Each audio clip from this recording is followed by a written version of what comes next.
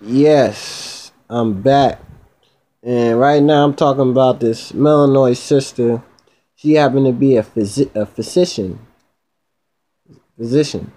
And she was riding on a plane from Houston to Detroit, I believe. And there was a passenger on the plane who was very ill, and it looked like his situation could have been deemed to be life threatening. And she's getting ready to get up to go attend to this uh, sick passenger, and the white supremacist um, flight attendant is blocking her and questioning her like she's a goddamn race soldier about to put a bullet in a lady for trying to help someone from not dying potentially. Articles in the description, of course. And I'm gonna just read to you guys something. It says Dr. Tamika Cross, a black physician at the Lyndon B. Johnson Hospital in Houston, could not immediately come on the phone Friday. She was busy delivering a baby boy, so by C-section. So yes, in case anyone has any doubt, Dr. Cross is an actual physician. But the 28-year-old doctor said that was the question hanging in the air raised by a flight attendant, a suspected white supremacist ain't shit hoe, me paraphrasing, when she volunteered to treat a sick passenger on a Delta flight from Detroit to Minneapolis on Sunday. Oh, okay, I didn't correct myself. I said she was going away from Houston to Detroit. She was actually going to Detroit to Minneapolis.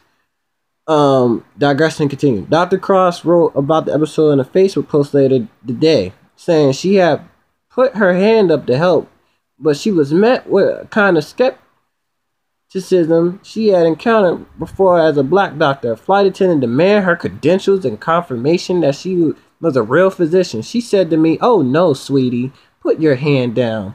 We are looking for actual physician or nurses, some type of medical personnel. We don't have time to talk to you because you should just be a shoe shining, sweep the dirt in the dustpan plantation mammy, because that's what these white supremacists expect us to be. Like, there ain't millions of black doctors, not even just in the United States, globally.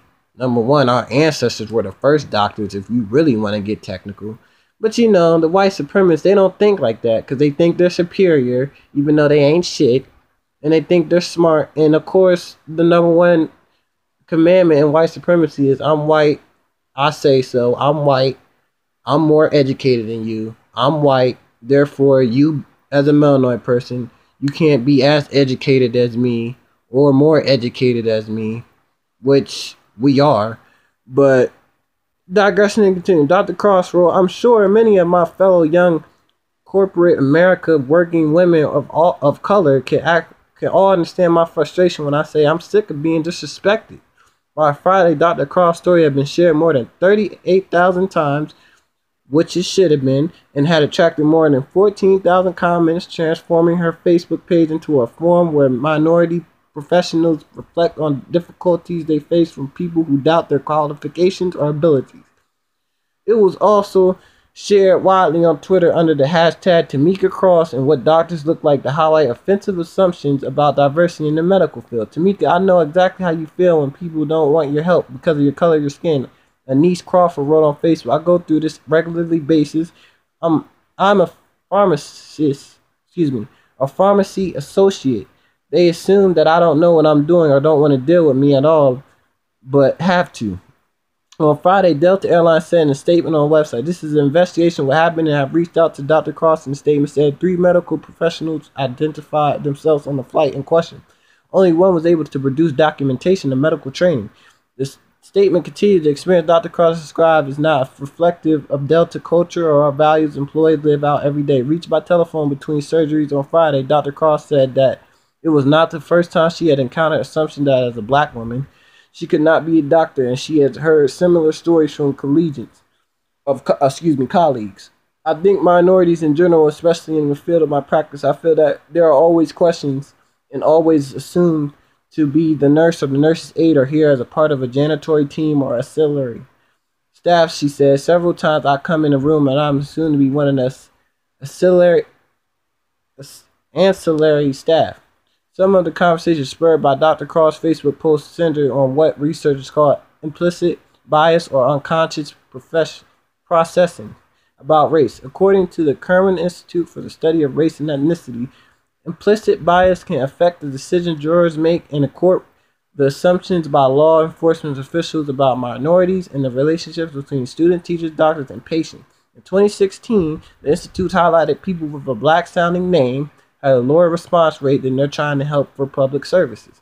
Dr. Cross said in her post that she had been in Detroit for a wedding, that Delta Airlines flight was mid-air when a male passenger 2 rows in front of her became unresponsive. His wife started screaming for help. Anasi jumped into the doctor mode as no one else was getting up. She wrote the first time the flight attendant told everyone to stay in the places, but then called out for a doctor. I raised my hand and grabbed her attention. Dr. Cross referred to the flight attendant and said, "Oh, wow, you're an actual physician?" I replied, "Yes." She said, "Let me see your conditions. What type of doctor are you? Where do you work? Why are you in Detroit?"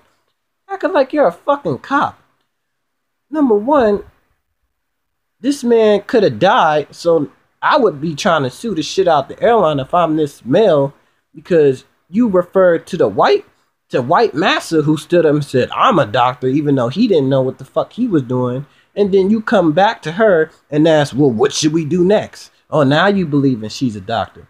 Number two, why the fuck are you questioning what are you doing? Why are you in Detroit? Like that's any of your damn business. Like you paid for her to fly to Detroit. See how bold these white supremacists are? Digression and continuing. Dr. Cross, she's told the woman she is an obstetrician gynecologist in Houston. I probably got that wrong. I don't give a fuck. But did not show any credentials than a white male passenger approached to the flight attendant. She said he was a physician. According to Dr. Cross, the flight attendant turned to her and said, "Thanks for your help, but he can help us. Because this is Massa. And Massa always got stuff in control. And he has his credentials on him." On Facebook, and he probably didn't show her shit, but other than that he had white skin. On Facebook, Dr. Cross wrote, "Mind you, he hasn't shown anything to her. Just showed up and fit the description of a doctor." After returning to the phone call seeking comment on Friday, Delta spokesman referred to any further inquiries back to the company statement. It says about the flight crew, when an individual medical identification isn't available, they're instructed to ask questions such as where the medical training was received or whether an individual has a business card or other documentation, and ultimately to use the best judgment. Catherine Cerna, a Delta spokesman, declined to answer questions about the race of the flight attendant, saying the company does not comment on personal matters. But Deborah Lake, a spokesman for McGovern Medical School at UT Health, Dr. Cross' employer, said, "To my knowledge, the flight attendant is white." Of course, Dr. Cross said she had written her Facebook post during the layover before traveling to Houston. She then filed an official complaint with the airline on Tuesday to receive a general reply that the airline was investigating and did not discriminate. On the airline representative also left a voicemail message to speak with her. Dr. Cross, she said she had been unable to return the call because of her operation room and medical schedule.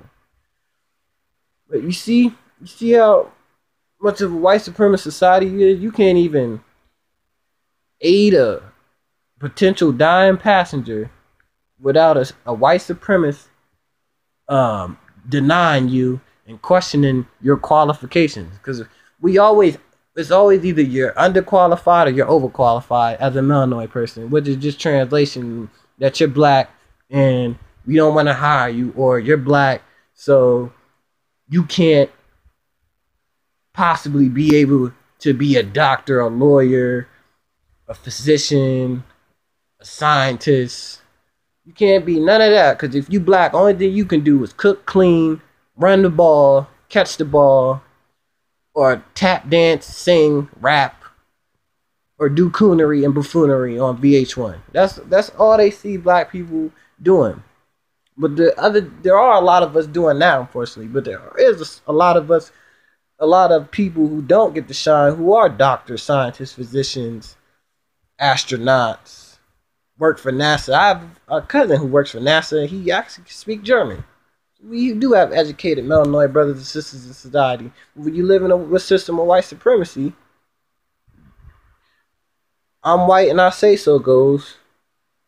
and I'm white, so I'm smarter and better than you black people. That's how these white supremacists think. But this is very unfortunate. I'm glad this sister put out this story to expose how much of a white supremacist airline Delta is, and if you're black and you have any sort of membership with them, I prefer you to remove it and don't give them any of your business or black dollars, because they clearly discriminate, and this most likely ain't the first time they discriminated against a melanoid person. This is their code of conduct, is to discriminate towards black people. But let me know what y'all think about this. Get in the comments, like, subscribe, share the video.